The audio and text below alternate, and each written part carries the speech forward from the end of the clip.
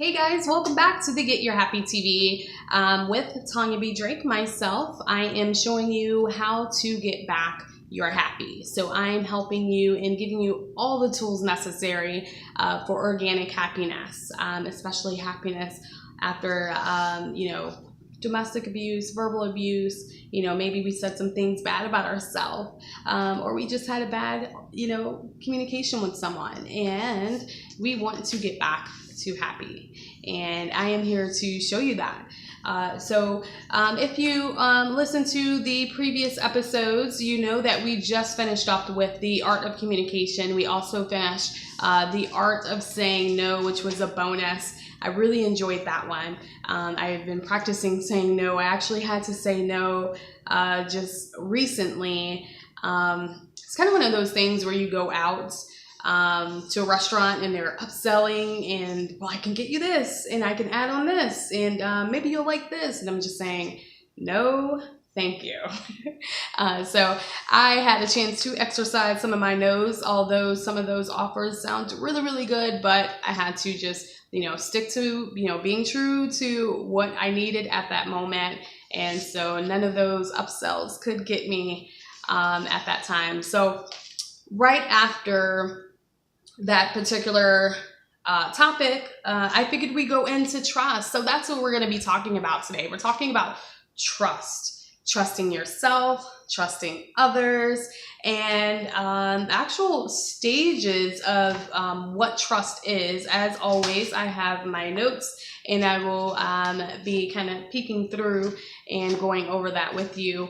And so let's get right in. So go ahead and grab something to write with if you don't have it already. I will also have some notes if if you're in a position where you can't really take notes right now, that's okay. I got you covered. I'm going to go ahead and start putting this in my blog. I think this was really good. I did that with the art of communication. So if you forgot to take notes, you misplaced them, or you just want to see it all again and make sure that you were able to catch some of that valuable information, then go right ahead and write to the blog at tanyabdrake.wordpress.com. Just going to click where the blog is, and you will just then follow all the way down to the art of communication. So that's the last and latest on the blog. So you can catch some of that. But for now, trust. Ooh, goodness, this is a hard one for everyone, all of us. So understanding the stages of trusting, like I said, yourself, others. We can either become too trusting, or we can become prejudiced to trust. So maybe someone broke our trust in our past, and now we're saying, you know what? I'm not trusting anyone anymore. I don't trust you. No, I will not, be vulnerable in this particular situation. And so, what it is it's, we don't have a good handle of it, and we don't know where to start when it comes to trusting ourselves and others. So what I'd like to do is start off with a quote by the wonderful Brene Brown, author, speaker, and she did a TED Talk, and she stated, and she did a big lecture on trust. And so I'm going to start with her quotes. And she says, trust is a product of vulnerability that grows over time, requires work, attention, and full engagement. So if you feel like, I want to trust, I'm trying to trust, and I would like to practice it, remember it's work. So it's not going to be done in just a day or a week or a month. And we know that as we are trusting people at work, we're trusting our friends, we're trusting our partner, we're trusting our parents, we're hoping that everyone's, being true to their word, holding on to, our secrets or, stories that we share with them, and we want to trust them. And even with ourselves, we want to be able to trust ourselves, and that's something that we not always talk about. And I know for me in my yoga practice, I always say, it's difficult for me to trust myself, and I want to get out of my own way of some of those funky poses. And I'm saying, I want to do this, and I'm trusting my back not to crack when I get into some of those poses. So, being able to trust ourselves, that can be a little tricky as well. So the first stage in trust is vulnerability. Ooh, yes. So vulnerability, you have to become open with yourself emotionally and physically, right? You have to be open to opportunities, embracing lessons, right? Setbacks, any kind of hiccup you may come across, uncomfortable pain, physical, emotional. We go through a loss in our marriage or relationship, and we go, wow, I opened myself up to this person and they broke my trust. And so, how do I get over that? So you really have to be vulnerable, when it comes time to another relationship or another friendship or another job or another, career. You're really just opening yourself up and being vulnerable.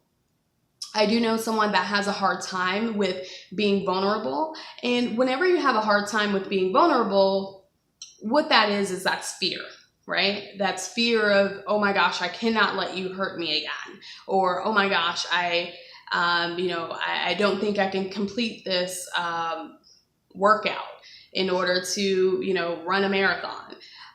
So it's fear. And again, it's really just opening yourself up emotionally and physically, right? And, just accepting all those feelings. And speaking of accepting, that's actually stage 2, right? So after stage 1 is vulnerability, stage two is acceptance, accepting those feelings. Oh my gosh, I am, fear of having to climb this huge pole to go ziplining. And you have to accept those feelings, right? You're scared, your heart is racing before you send that text, you're sweating before you walk on stage and, speak for the very first time. So just really accepting those feelings, right? And accept that you're making forward progression of getting out of your comfort zone. And that can that can be very tricky and scary and empowering all at the same time. So just imagine yourself up there and accepting those feelings. Know that those feelings are very normal. And, we all go through it in some point of our lives, just opening ourselves up physically and emotionally, right? And just really walking out of that fear. And once we do that, once we're empowered and we're getting up there, we're becoming a little risque, right? So, and that's stage 3 is we're becoming risky. We're taking the risk, right? So it's letting go and just fall. Just like that. I know it sounds so scary, but it's so empowering because, you want to see where your strength is. You want to grow. You want to evolve. And that's what happens when you start to take risk. Okay. So, what I'd like to go over is Iyanla Vanzant. My absolute favorite person. She's my mentor. Oh, I cannot wait to meet her. She is my, faraway mentor. I just love her. So Iyanla Vanzant, life coach.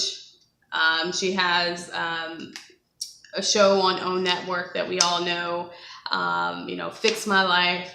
And she's an author. She's a speaker. Gosh, she's incredible. So what she stated when she was in an interview with Oprah, she stated, and I love this. So write this down and rewind it if you have to. So it says, even though people live messy lives, we need to see that they are light. Okay. So even though people live messy lives, we understand that they are light. Right? They are the divine. They are the universe. There's God within them. Whatever you believe, but know that there's good within them, right? So when we give ourselves opportunity to trust them, we gain something within us, even though we have to say no. So that was me. Another moment, I was at a presentation, and it's one of those tours that you do to see if you want to buy a timeshare, and the guy is, telling me he can get it at this cost, that cost, every cost under the tree, and I'm sitting there and I'm telling him, no, absolutely not, no thank you. And I grew something in me, because my struggle was that I felt uncomfortable with saying no. And by the way, if you have not listened to or seen the episode of The Art of Saying No, pause this right here, go right on over, come on back. And if you've seen it, go listen to it again. But, I grew something within me. I was taking risks by just sitting there and listening to this presentation. And I knew that he didn't mean anything by it, but I just had to exercise my no. And that's what happens in, being able to be risky, and being able to put your trust out there and trusting that that person understand where you're coming from, and trusting yourself. So you grow, you really just grow within yourself, right? And just understanding that, hey, whatever happens with that person, it's okay. It's, you don't have to take it personal, right? So moving on to stage 4 in the cycle of trust is experience. So now after I've gone to that presentation, I now have my experience. Same thing with the restaurant. If I decide to go again and they're giving me all these upsells, I know, hey, I know what's coming. And same thing, if you've gotten out of that relationship, you know what's coming, right? And kind of backtracking a bit to risk. There's risk in buying a home, renting your home, buying a car, changing your major, starting a business, building your brand, starting a new job, starting a new, life journey.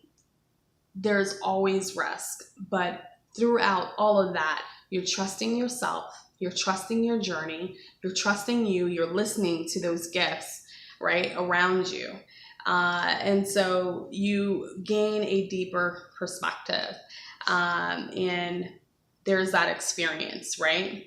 You grow that experience, you grow those thicker layers. If you've gone to an interview and they've told you no, you grow another layer, and, you go in for another employment opportunity. So you really grow there, and, you set boundaries, and those are your areas where you know that you're going to be vulnerable again. And so the very last one, stage 5 in the cycle of trust, is patience. Being patient with yourself and others, right?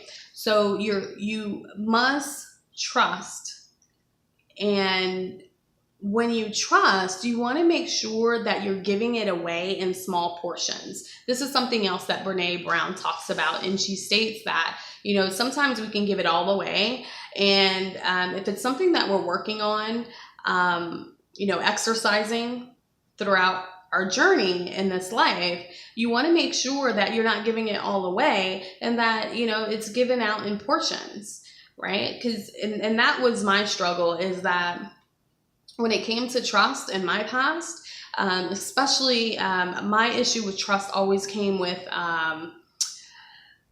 my career.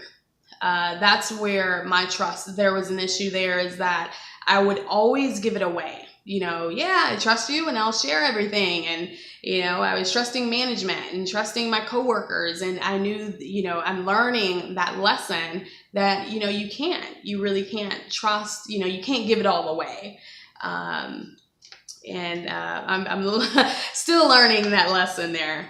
And so I'm glad I'm able to share that with you guys. And so making sure that you're not allowing anyone to abuse that trust, even yourself. You know, maybe you can be too trusting with yourself. And, you know, like I mentioned, with others. So making sure that you're not giving it all away, and then, you know, making sure no one's abusing that. So I would like to end this with a quote by spiritual teacher Adyashanti. He explains, trust the spirit within you. Okay. It's not through divine. It's not thought driven. I take that back. So it's not thought driven, but it's within your stillness, right? So I'll repeat that. So trust the spirit within you. It's not thought driven, right? So we're not going to think about it, but it's within your stillness. So whenever you get your quiet time, we always, you know, we all don't, you know, have a particular way of meditating. You know, or not everyone meditate, but we have our own way of doing it. So, you know, maybe, your quiet time is driving, you know, driving on the way home after work, or maybe your quiet time is scrapbooking, or maybe your quiet time is gardening, or maybe your quiet time is drawing, coloring.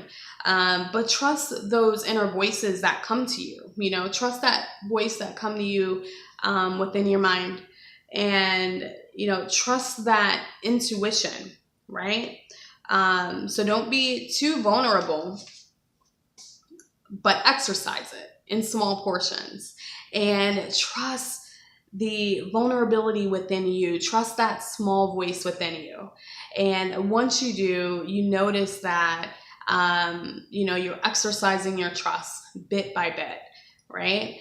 So that's it for this podcast, and that's it for trust. What I'd like for you to do is right down below, I want you to tell me, what is your, you know, struggle when it comes to trust? You know, who abused your trust, and, you know, how are you exercising it now?